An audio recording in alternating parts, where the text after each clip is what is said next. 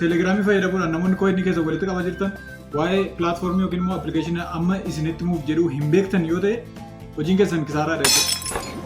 What? Bro, what are you talking about, man?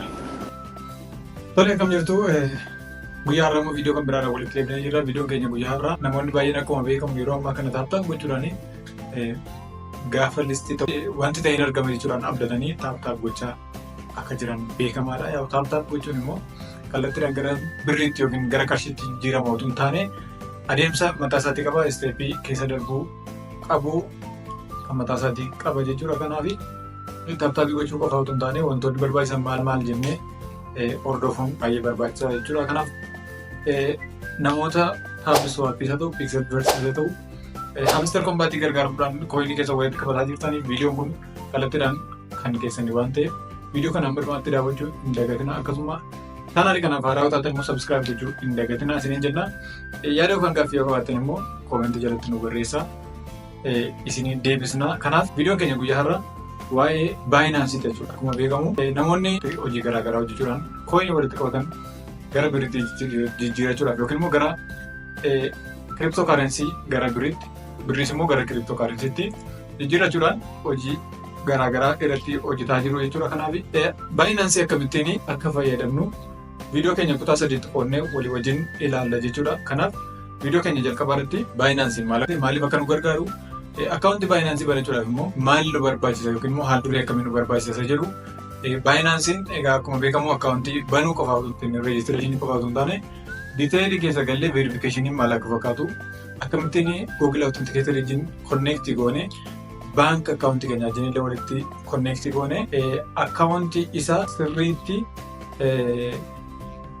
crypto exchange gochuudhaaf nu gargaaru akkamitti akka banuu dandeenyu walii wajjin ilaalla. Kanaaf viidiyoo kana walumaa daawwachuu hin dagatina. Viidiyoo keenya jalqabaa irratti Binance maal akka ta'e maaliif akka nu gargaaru Binance beekuun yookiin immoo Binance akkamittiin akka fayyadamnu beekuun maaliif akka nu gargaaru inni kan biraan akkamittiin akka akkaawuntii banachuu dandeenyu walii wajjin ilaalla jechuudha. Viidiyoo keenya salmaffaa irratti immoo akkaawuntii bananne kana akkamittiin akka iimeeliidhaan verify gochuu dandeenyu akkasuma Google Authenticator'dhaan akkamittiin akka verify gochuu dandeenyu kan biraan payment method akkamittiin addii gochuu dandeenyu yookiin immoo baank akkaawuntii akkamittiin akka addii gochuu dandeenyu walii wajjin ilaalla jechuudha. Viidiyoo keenya isa sadaffaa irratti immoo akkaawuntii bananne kanaan akkamittiin cryptocurrency exchange gochuu yookiin immoo maallaqa yookiin qarshii akkaawuntii irraa qabnu yookiin baankii irraa qabnuuni akkamittiin doolaara yookiin cryptocurrency bituu dandeenya. Akkasuma cryptocurrency yookiin immoo doolaara pilaatfoormii garaagaraa irraa arganne immoo gara akkaawuntii keenyaatti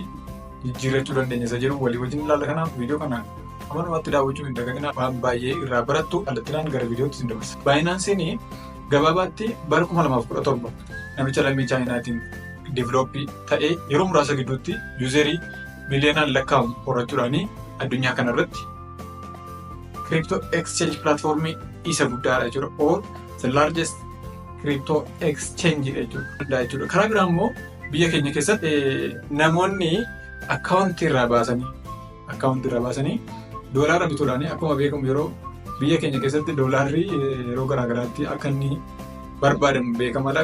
Yookiin immoo salphaatti doolaara argachuun ni ulfaata jechuudha. Garuu pilaatfoormii kana namoonni akkaawuntii irraa birrii isaanii baasanii doolaara bituudhaan irraa buufachuudhaan gurguru akkasuma doolaara pilaatfoormii garaagaraa irraa argatan immoo yookiin immoo onlaayin joobii garaagaraa irraa argatan immoo gara Binance'tti fiduudhaan birriitti jijjiiranii akka kanattiin tireedii illee gochaa jiru jechuudha. Akti keenya jalqabaatiin Binance beekuun maaliif nu gargaara? Waa'ee Binance beekuun yookiin immoo Binance qofa otoo hin taane exchange pilaatfoormii warroota ta'anii beekuun maaliif nu gargaara? Keessumaa namoonni baay'een amma yeroo ammaa kana telegiraamii gargaaramuudhaan coinii walitti qabachaa akka isaan jiran beekamaadha. Coinii walitti qaban sana immoo kallattiidhaan gara biriitti jijjiiramuu hin danda'u.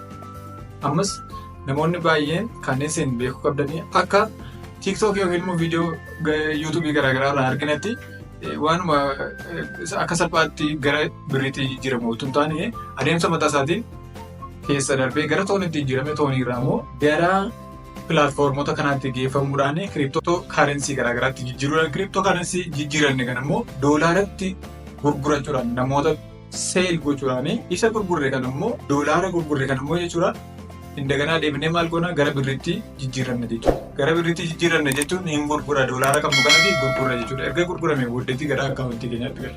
Kanaaf namoonni fiksii barsii Taappiswaappii akkasuma Mister Kompaatti gargaaramuudhaan kooyinii keessa walitti qabachaa jirtan waa'ee baayinaansii hin beektan yoo ta'e hojiin keessan kisaaraadha.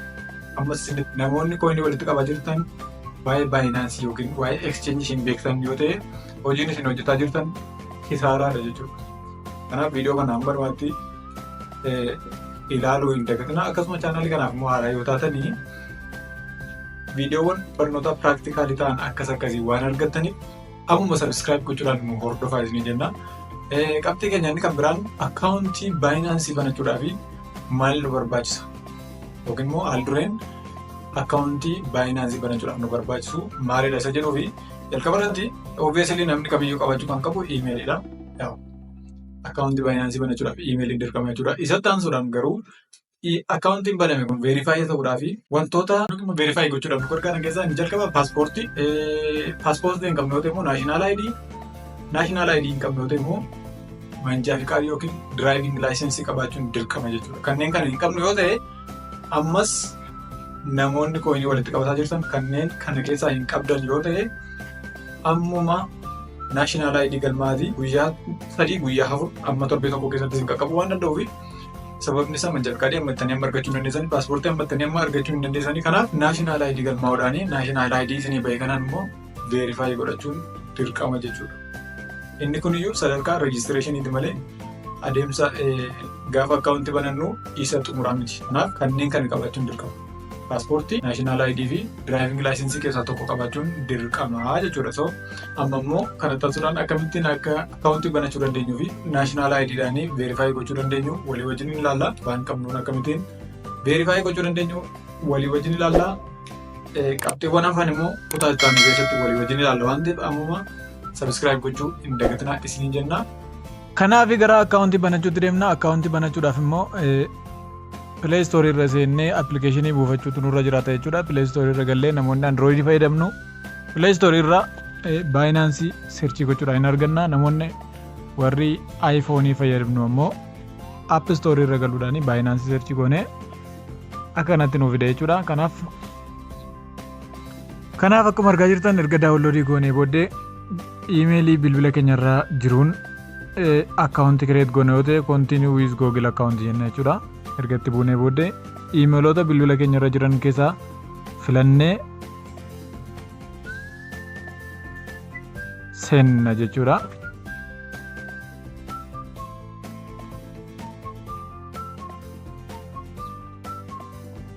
Erga seennee booddee create new Binance account erga goonee booddee next ergasii booddee referral code asii nu gaafata referral code yoo asii kanattiin referral code irratti koodii ammas irratti gashu kana galchitu isa booddee agree kana erga onii goonee booddee gara identity verification itti waan dabarruuf verify identity kan jedhutti buuna jechuudha. Isa booddee akkuma jalqaba isiniin jedhee identification gara verify gochuutti waan darbinuuf paaspoortii yookiin naashinaal ID yookiin immoo diraayiving laayisensiin nu barbaachisa jechuudha. Iddoo kanatti kan inni nu barbaachisu. Kanaaf lookeeshinii ofiisaatiin Itoophiyaan nu guutee jira.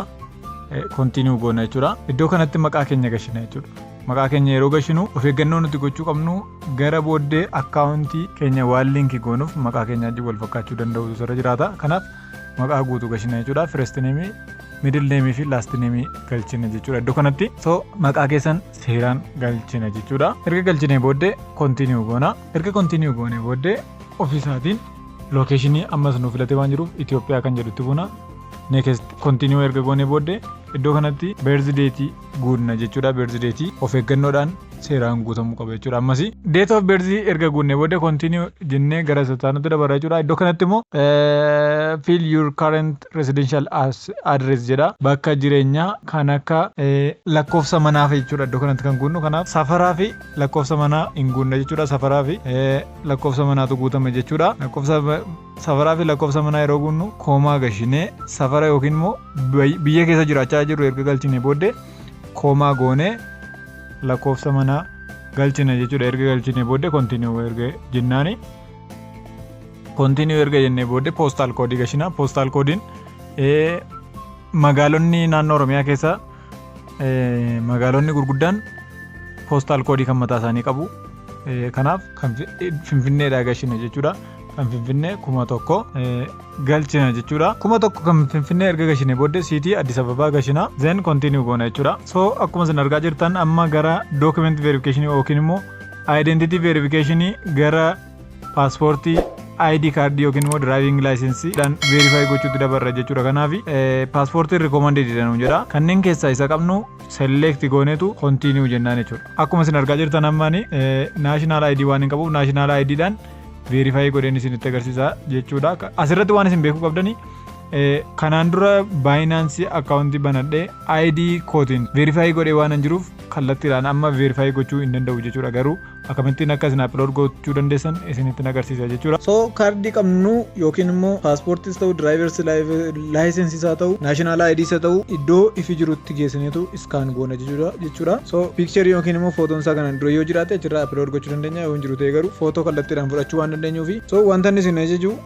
fakkeenyaaf gara duubaatti galagashii isiniin jechuu danda'a waan ta'eef wantoota kana sirriitti hordofuudhaan iskaan gochuun dirqama jechuudha.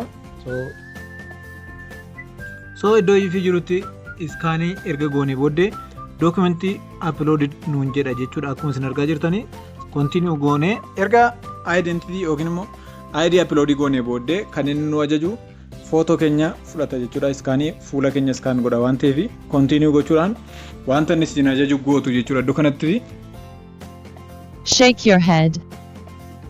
Good. Nod your head. Good. Open your mouth.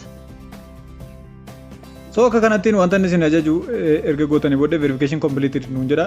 Completed jechuun garuu daqiiqaa 5 booddee yookiin immoo daqiiqaa 10 booddee wantoonni nuti gashine dookumentii nuti gashine ilaalamee review ta'etu yoo sirriidha ta'e verified ta'a.